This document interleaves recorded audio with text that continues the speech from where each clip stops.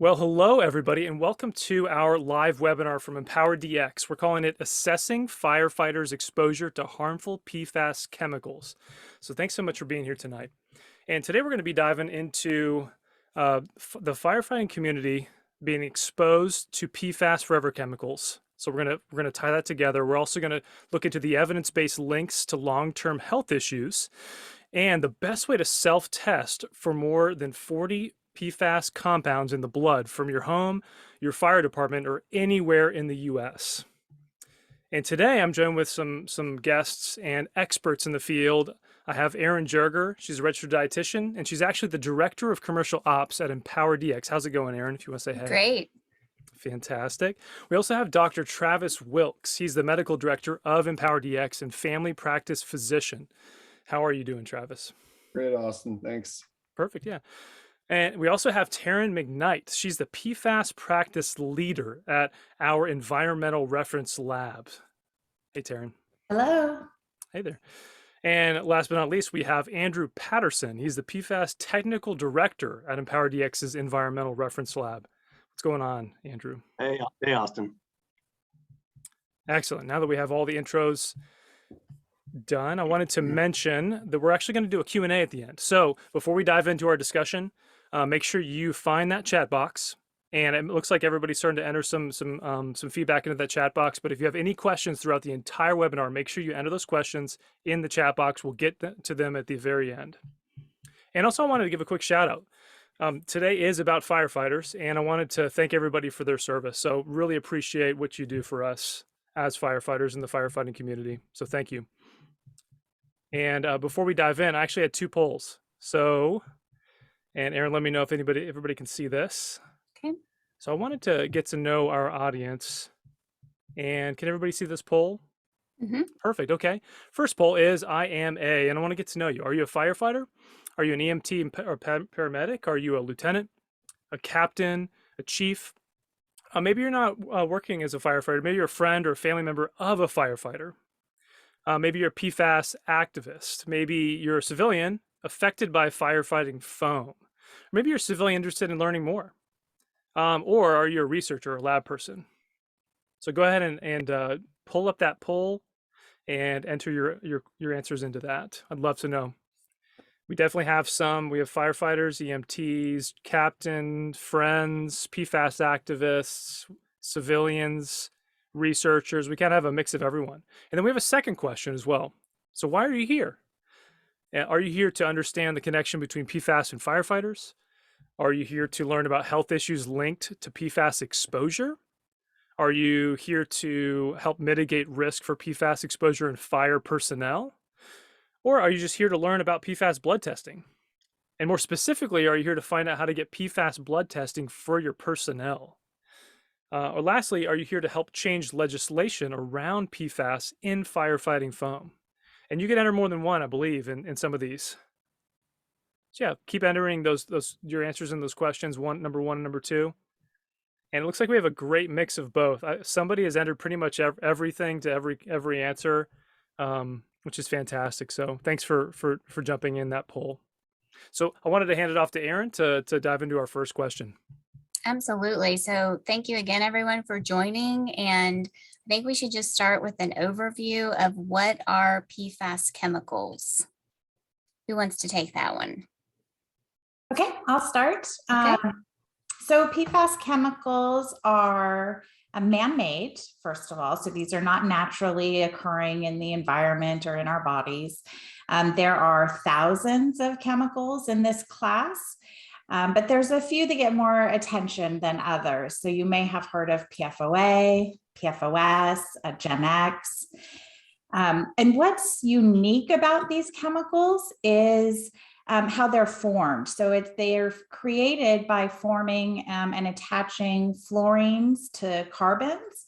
And that bond between a carbon and a fluorine, it's one of the shortest and strongest bonds in nature. So it gives us those really unique abilities to have a stain repellent, water repellent, oil repellent properties, and most importantly, fire suppression properties. So that bond, it has no known degradation pathway. There's nothing that naturally breaks that down in the environment or in our bodies. So that's where they came up with this name of forever chemicals. They're known to last forever right now.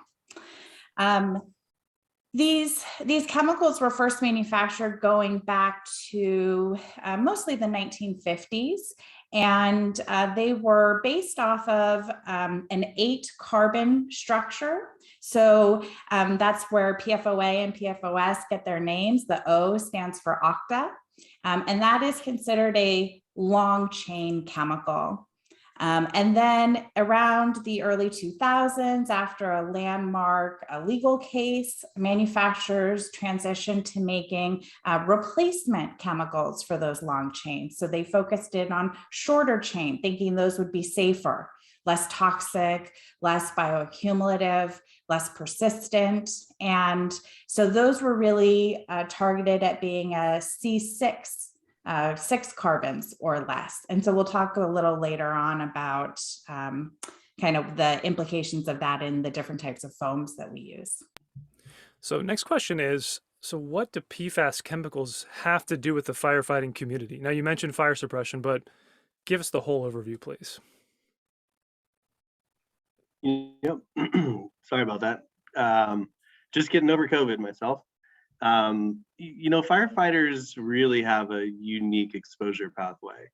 Some of the chemicals Taryn mentioned and fire suppression, this community, this crowd probably knows well, AFFF, aqueous film forming foam. And that chemical is percent level of PFAS that is then mixed with water to create a foam to put out hydrocarbon fires, put out fuel fires. And it does a really excellent job of that. It does what it's supposed to, and it does it effectively. That it has large concentrations of PFAS. And so that's one exposure pathway. PFAS are also impregnated into the textiles of turnout gear. And these can be quite high. And I know there is some work now to get turnout gear that doesn't have PFAS in it, but historically, a lot of this gear has had very high levels of PFAS. And so not only perhaps the foam that you're using has PFAS, but also your gear itself is impregnated with PFAS. And those are probably the most well understood exposure pathways. But there's also the component of the volatile PFAS in air. So that's only really recently being more and more understood, sort of the PFAS in air component. But really when you put it all together, there are plenty of exposure pathways. And the thing about PFAS is that it's a cumulative effect. So with each exposure, some of that is bioaccumulating in your body. And while Taryn is talking about PFOA and PFAS, there are a range of chemicals and chemistries that can be both short chain or long chain. And as a result, these have either longer or shorter half-lives in one's body. So firefighters, probably more than anyone else, put their life on a line on a regular basis, but then also have this exposure that's unlike anything else.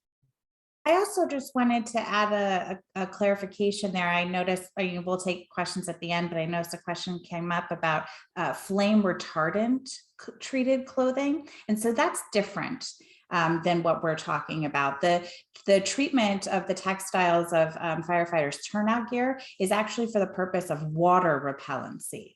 So that's where the PFAS come from. It's different class of chemicals that are used for flame or fire retardant.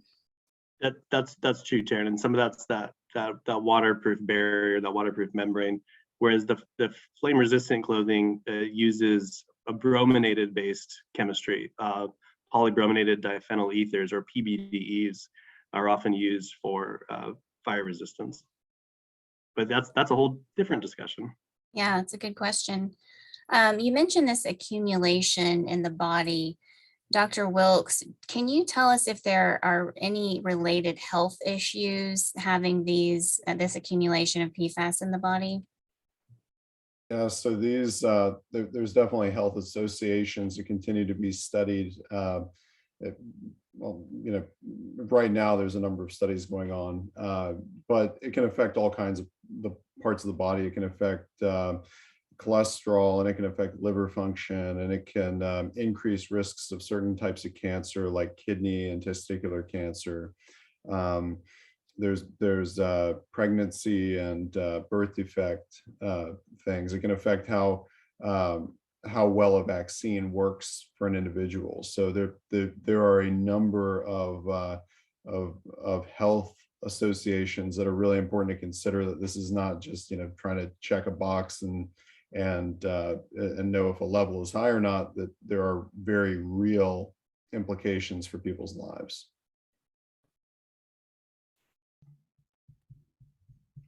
That's great. I did want to take a minute and appreciate that, Dr. Wilkes, to welcome everybody who joined a little bit late to our webinar on assessing firefighter exposure to harmful PFAS chemicals. And I do want to encourage everybody, enter your questions into the chat box. We'll get to them at the end if we can. So please do.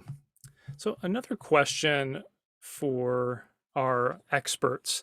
Can you tell us a little more about the firefighting foams and their connection to PFAS exposure?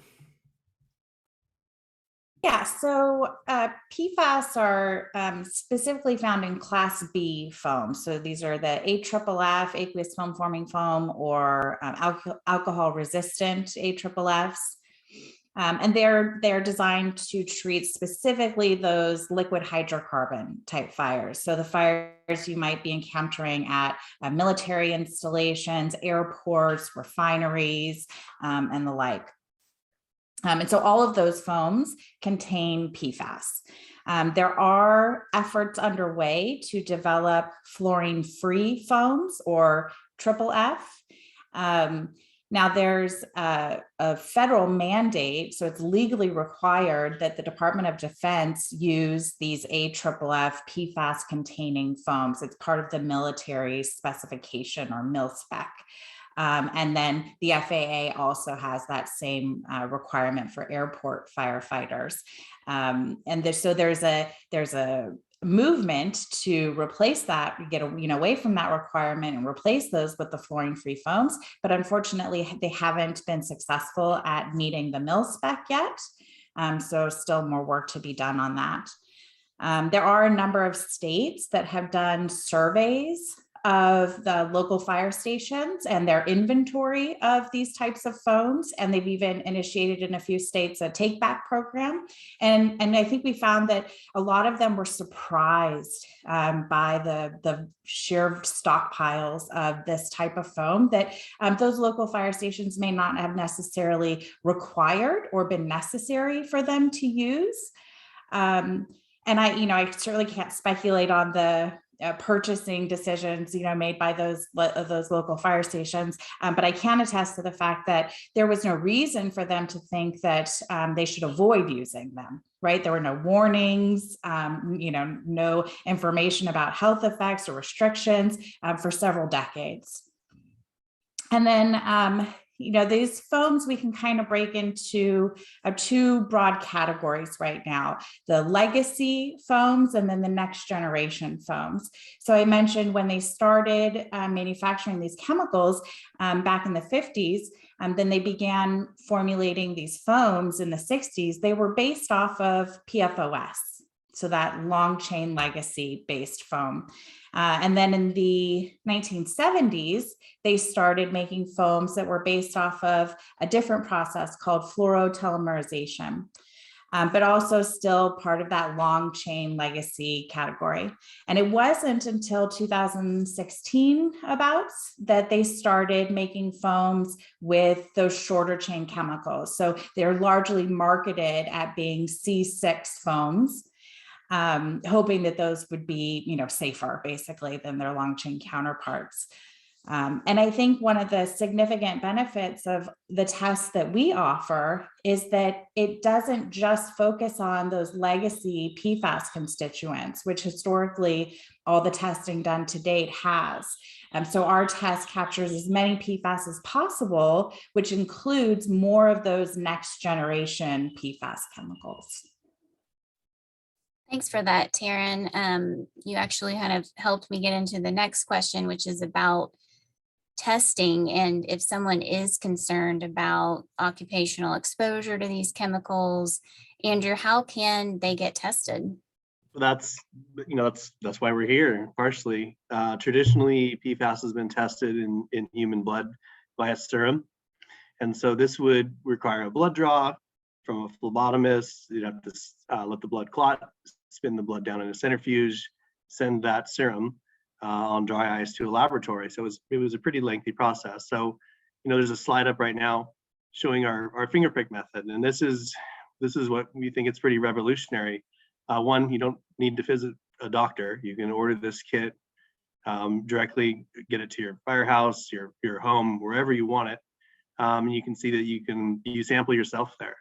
And so really we're making it so much easier for anybody, not just the fire community, but this really is a remote sampling approach.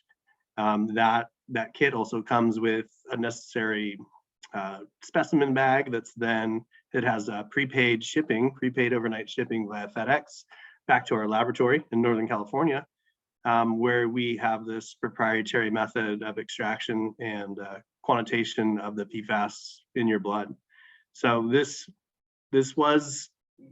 took about 2 years to really fully develop, and we've invested in instrumentation, and we've invested in the whole process in general. And we're really happy with where this is going, because it's private. It's between you and yourself. These results are not shared with anyone else. You can access the data through through Empower's website, and really it's a far more private experience than it has been. And when you get your results, we're including, and we're cognizant of the fact that these are whole blood results, and traditionally results are delivered in serum. So we're using peer-reviewed published conversion factors as part of your data. So when you get your report, you'll see your results in whole blood. That's what we actually measured, and we're up to about 47 PFAS that we're measuring. And then there's conversion factors for those legacy PFAS that are available. So you really get the whole thing. And I should mention that we are, and this is an example of the report that you would get, where your result there, the first set of numbers in that first column that says result, our reporting limit is how low that we could detect that particular PFAS.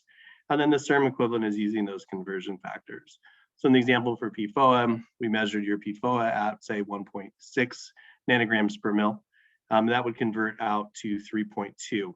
And it's not always just a 2-to-1 relationship. We should point that out. There are specific conversion factors for each PFAS, and we're learning about more of those conversion factors as we go on. We're undergoing a study right now where we should have conversion factors for all the PFAS in general. So really, once you get that serum equivalent, then you can look at the NHANES CDC data to compare those results. So we wanted to have this at a snapshot, and we're pretty happy with how that turned out. So again, kind of the take-home points is you sample yourself, you toss it in, we extract it. We're using the gold standard for extraction. By using isotopes, we actually add isotopically labeled compounds to your sample to be able to determine with certainty the presence and concentration of the PFAS in your blood. So no expense was spared. This is the top of the line test with top of the line equipment with the latest generation of instruments. So we really put a lot of effort into it because we know we had to get it right. And I would add another benefit of this type of self-collection test, especially for, I think, firefighters, is when you can collect the sample. So if you want to measure, let's say immediately after an exposure event, as soon as you get back to the firehouse, any time of day or night that might be, you can grab this test and, draw your sample and ship it off to the lab, as opposed to, days or weeks later getting an appointment to see a doctor or phlebotomist or something like that. That's a really good point, Taryn. And we are exploring research opportunities right now where firefighters would take their baseline PFAS results. And then the unique part about this test is that you could, after an exposure incident, after fighting a fire, you could test 1 hour, 2 hours, 6 hours, 24 hours later to map out what's happening in one's blood. So it's totally unique. Yeah, that's fantastic. I appreciate that rundown, Andrew. So another question for our experts, is there anything being done to minimize the exposure that firefighters have to these chemicals or to measure the health effects? And I know we've touched on a little bit of that, but I'd love to go a little deeper.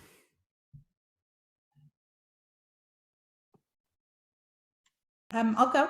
So there's been a number of legislative efforts to address both minimizing exposure and then measuring the health effects of the exposure. I can give you a few examples. There's a number of states that have passed legislation that bans, let's say, most uses of AFFF, not a total ban, but really trying to limit that it's only used in emergency response. It's never used for training. And then when it is used in emergency response, it's only for those fires where it's really necessary, those, certain types of liquid hydrocarbon fires. And so that's in a variety of states around the country. A few states do have outright bans. And have initiated take-back programs for those stockpiles of these types of foams. At a federal level, the National Defense Authorization Act, which is a bill that passes every year because it funds our Department of Defense. There are a number of PFAS items in there. So mostly to do with AFFF and the Department of Defense use of that. So they've been mandated to find a fluorine-free replacement and, phase out the use of those legacy PFAS-containing foams. I think it was NIOSH or National Institute of Health. No, I think it was NIOSH, was mandated to conduct research on the exposure from turnout gear and, potential health effects from that. What else? And besides the exposure, I know maybe I'm kind of going back to this, but I think it's fascinating. We are supporting programs right now for first responders that look at PFAS in blood. And part of the reason that these universities have chosen our laboratory is that we can look for more PFAS than anyone else. This is through an extended PFAS compound list. And in fact, I think Taryn, you guys know this, but maybe not even everyone knows that we're just recently expanding this list, that we hope to push it north of 50 PFAS compounds that we're looking for in blood that's been validated. So, we're supporting both individuals, no matter what industry they're in. We're supporting townships, and then we're also supporting research. Looking at some of these health effects, and we're ourselves aren't looking at the health effects, but we're supporting the concentrations of PFAS and first responders right now. So it's really cool to be part of. Definitely is. We're excited to have the product and excited to know that maybe we're going up to 50. So that's great. I think we should start our Q&A. We have a lot of questions and chat, and should we just start at the top, Austin? Let's dive right in. Erin, I did have one thing that I thought was sort Sure. of important to mention here. So, I think that what I think about with every test that we bring to market, and just with every test in general, just as a doctor, is how do you use this test to make somebody's life, longer, better? How do we use a test correctly? And why do it? Why did Andrew spend so long developing this test? Why do we want to know other than to know? And so what strikes me that I think about as we think about health and the connection here is that we know that firefighters die from heart disease and cancer above all other things. And so I've personally had the pleasure of caring for a number of firefighters as their personal physician. And I think about that and their unique risk and the unique understanding that, increased cancer risk, increased heart disease. And that really sticks in my head every time I've ever seen a firefighter. And I think that as we're learning more, we're learning the effects of PFAS and its effect on cancer risk. We're learning the effect of on cholesterol and different cardiovascular markers. And I think that what needs to be understood is that if you understand at an individual level that someone has had a high level of exposure to PFAS, then someone can work with their doctor and take a more proactive, preventative approach that may either detect something early, because everything is easier when you detect it early to deal with. And also there's ways to prevent things. And so if you have this information and say, we need to consider this, if a firefighter has this in their hand, the resultant says, can you consider this factor when you're making a decision about my health? I think that is an incredibly powerful thing. And I think that, that's what I would love as a doctor, is for someone to be able to bring something about their occupational exposure or their exposure in general. And then I use that in my decision-making to make the best decision about their health. So powerful. I'm glad that you brought that up, Dr. Wilkes. And actually, one of the questions that someone asked was, can PFAS exposure lead to brain damage or cancer?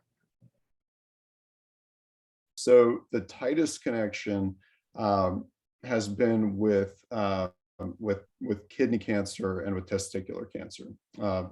There's ongoing studies looking at a number of other types of cancer. It's very hard to study associations with cancer because of so many different factors in it.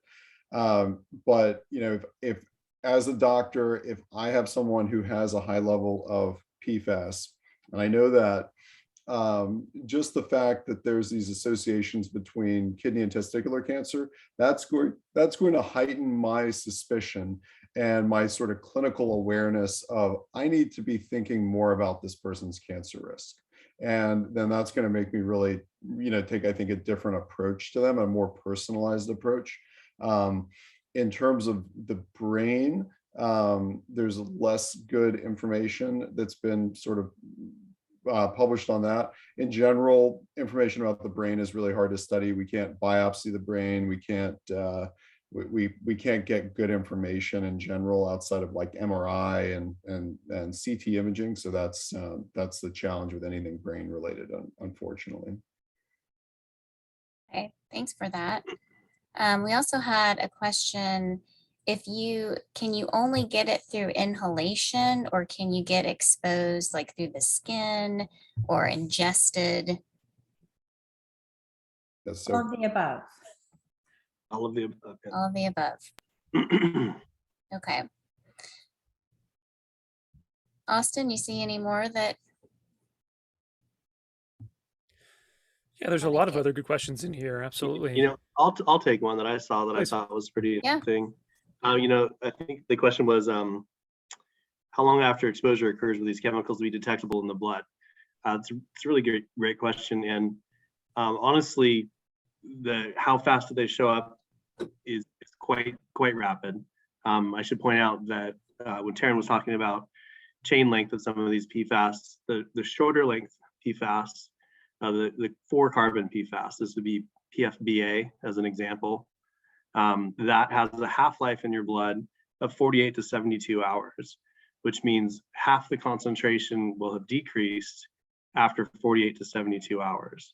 So it's a pretty rapid onset, and then depending on the chain length is going to be determining the half-life. So something like C4 is in the matter of hours to days, and something C6 or C8 can be decades for a half-life.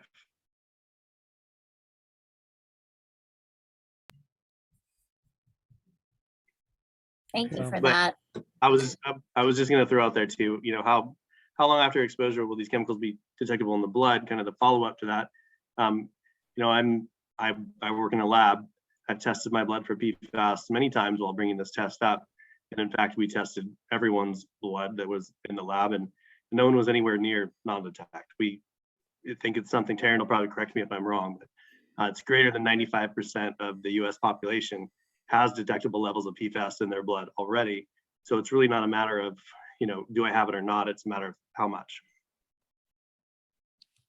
And we did have a question. Is there occupational exposure level for PFAS? Is there a particular level that people might have if in a certain occupation? I think that, go ahead, Taryn. I'm aware of an occupational inhalation level for compound related to PFOA, but that's it. I think the occupational, which is regulated by OSHA for occupational hazards, I think they have a long ways to go in terms of addressing PFAS, but that's why the research is so important. So you've got FEMA has funded a number of research efforts related to firefighter exposure to these chemicals.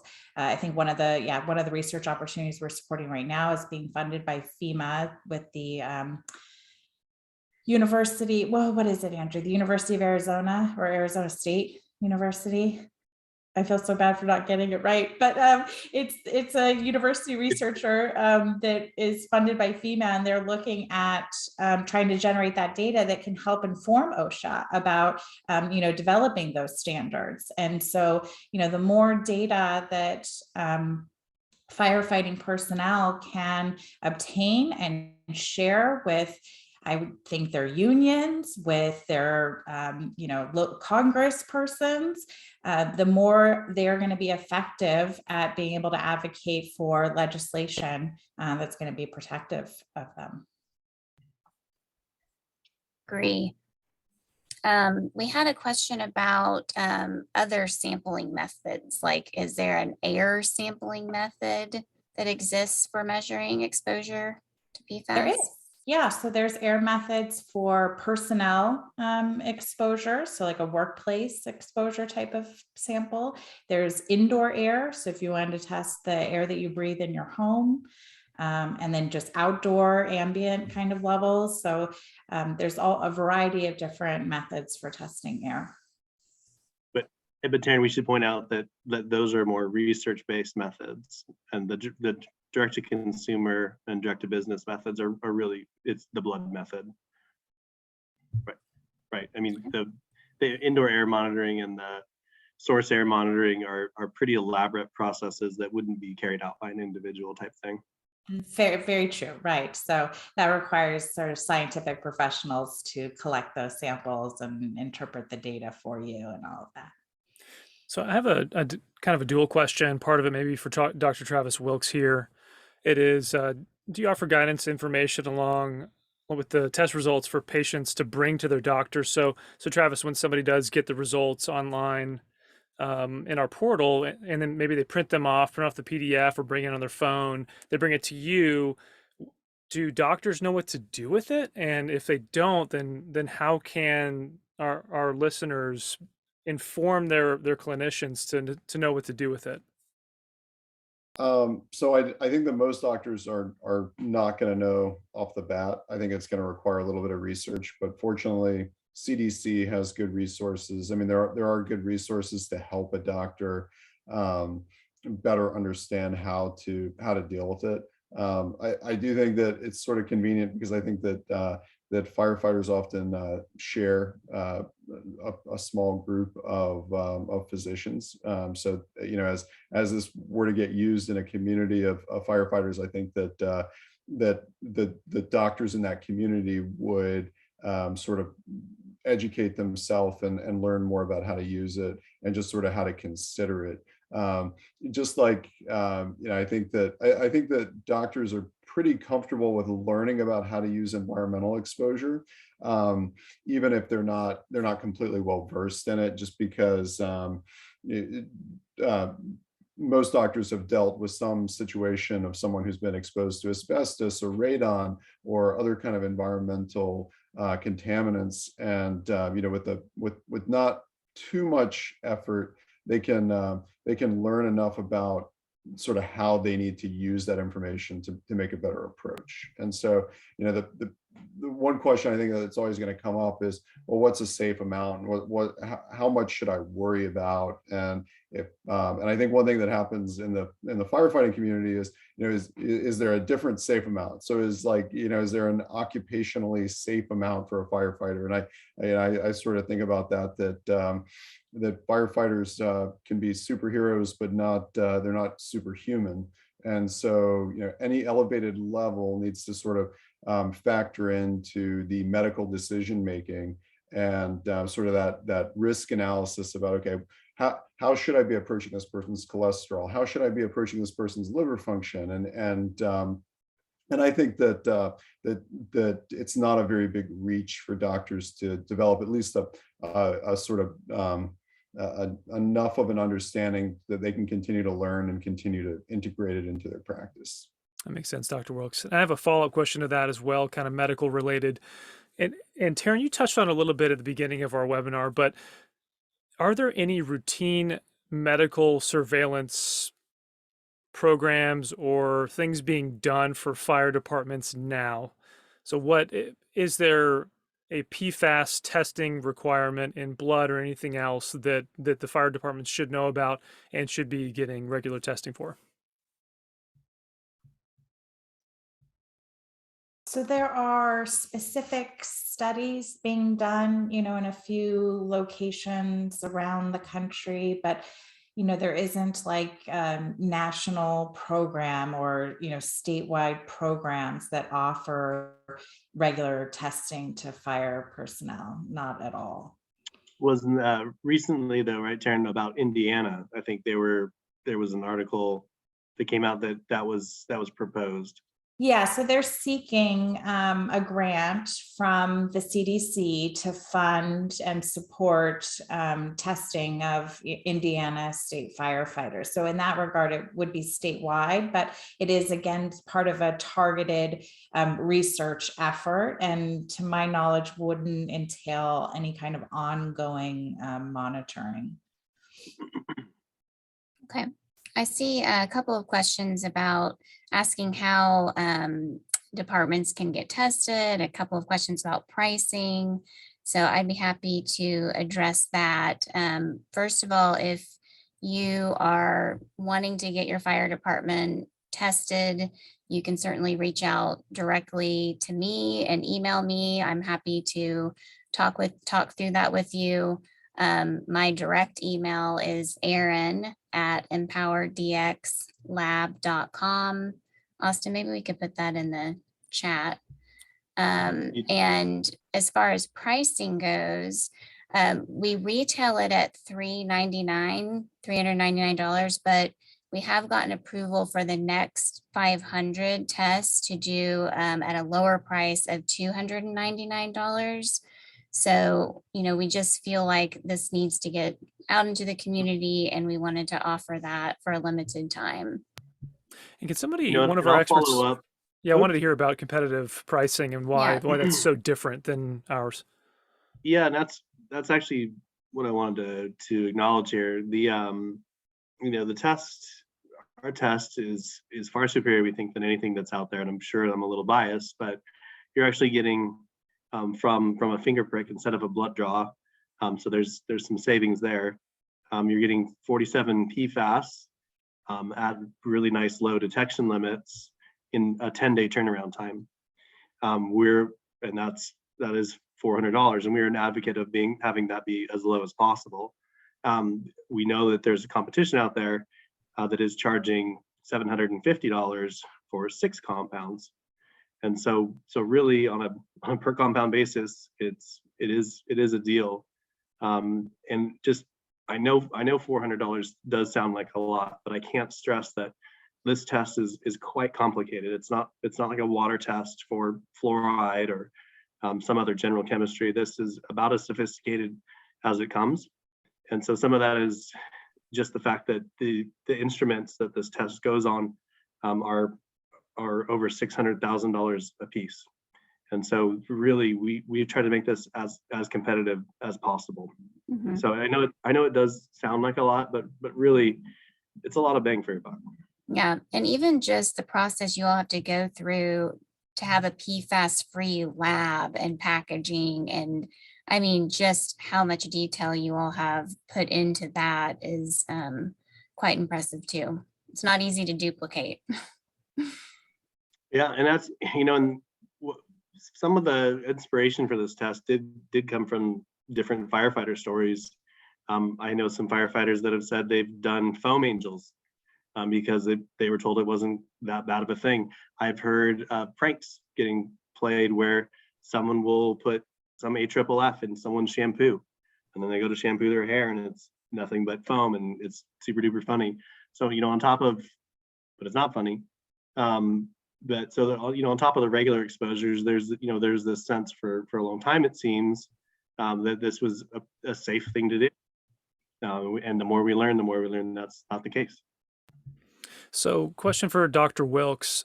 If somebody came to you right now, one of your patients, and said, I think I need a PFAS blood test because of so-and-so exposure, or my community is at risk, how do I get that, Dr. Wilkes? I would have no way to order it. That is the truest answer. It is to get non-standard labs. It is incredibly difficult.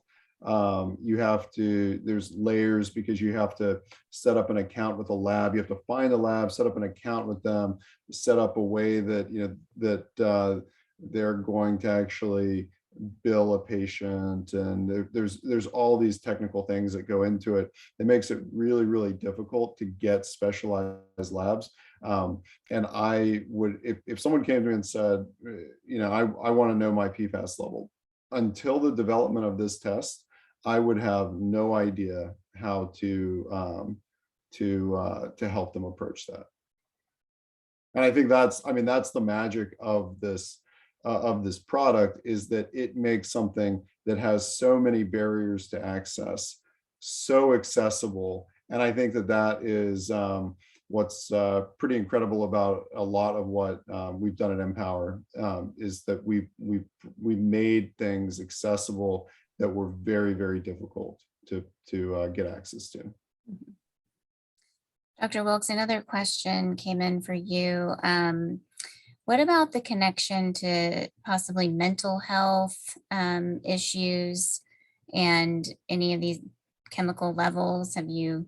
So this is the difficulty, is that when you've got things circulating in your bloodstream, depositing in your tissue, that are chemicals that we're not entirely sure how they interact with the body. So do they affect our DNA and cause certain genes to turn on and turn off, or do they affect certain enzymes, or do they affect organs in specific ways? There's so many ways that a sort of novel foreign chemical that comes into the body can interact with the body, that it's really hard to understand how one chemical, but in this case, we have so many PFAS chemicals, how they can interact. And we honestly don't have the amount of data that we need, largely because I think testing has been limited. There hasn't been enough testing and follow through to better understand that. So I think we're sort of at the beginning of that. I think we'll better understand that over time. But right now,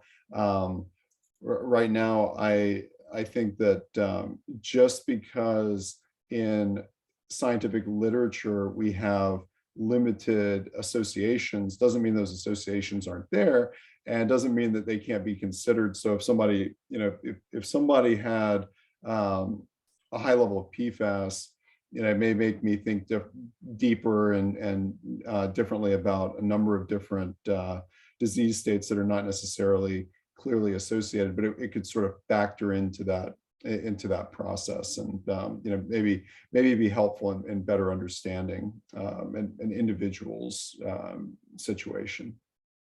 I'll just piggyback on that real quick, that because Dr. Wilkes mentioned that how many chemicals we're dealing with, the approach so far to testing the toxicology, the toxicological effects of these chemicals has been on a chemical by chemical basis.